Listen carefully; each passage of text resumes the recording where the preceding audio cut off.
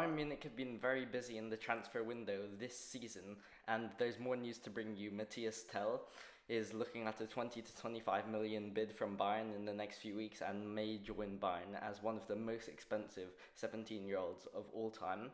We also have news of Manuel Neuer's interview talking about Matthias de Ligt and what he brings to the team.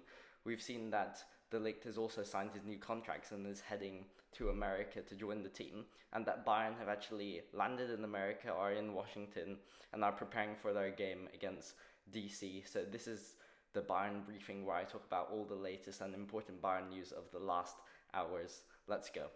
So the Mathys Tel transfer, it should be around 20 to 25 million, which is a really large amount for a 17-year-old. It's reported that they have a verbal agreement with Tel, and although it's always hard to tell, if you will, with these transfers, and the player is 17 years old, as I mentioned. He's had 7 appearances only for Rennes in Ligue 1. But we've also seen that Rennes is sort of a talent factory now, because we saw that Camavinga from now Real Madrid joined from Rennes in an 80 million or 100 million transfer. And if Tel can live up to the same potential, the same ability of Camavinga, then it would be a good deal for 20 to 25 million. And by all accounts, he's a top-class player. He's 6 foot tall, 17, but also 7 appearances in Ligue 1. And he could have a lot of potential. However, I personally don't think that Bayern should sign Tel. I think it's too early to tell, I'll say again, whether he'll be good enough for Bayern. And I think it's way too much for someone with only 7 appearances. We would rather be spending our money on someone like Leimer and actually buying Leimer, who's established, he's proven, he's great in the Bundesliga. And I also don't think Tel can be a Lewandowski replacement, at least not yet. With 7 appearances for Rennes, he can't just go straight into being Bayern's starting striker. And I don't think the bosses would expect him to do so. But that means we'll have no money and we won't sign a Lewandowski replacement, which I think could be tragic for our chances this year. Or I don't think Tel would really boost the squad this year, maybe in the next few years. But I think we also saw with Renato Sanchez, it's sometimes too early to trust in to buy a player so early in age, and they may not be able to boost straight away. So I think that Bayern should really be holding off and wait a few years, see if Tel really lives up to that potential. And he still should want to join us, and then if he does, then we sign him then. But not spend 20 to 25 million on someone now who might not even be that good, or will definitely probably not really help us in the upcoming season. But Hasan Salihamidzic has also said that this deal will take a while, as you see in this tweet, and it could be lingering the whole summer. It could be used to drive down the transfer fee. But I would also say that it's important we should actually just give Joshua Zirkzee a chance. He's had 23 goals and assists in 32 league games in Belgium. And why sign someone like Tel when we have Zirkzee sitting in the club waiting for his chance to be Bayern's striker? Yes, maybe he could play a Gabriel Jesus role, maybe not be a starting player, but be Bayern's established striker. So if we ever need someone like that, we bring on Joshua Zirkzee. I think that's the way Bayern should go.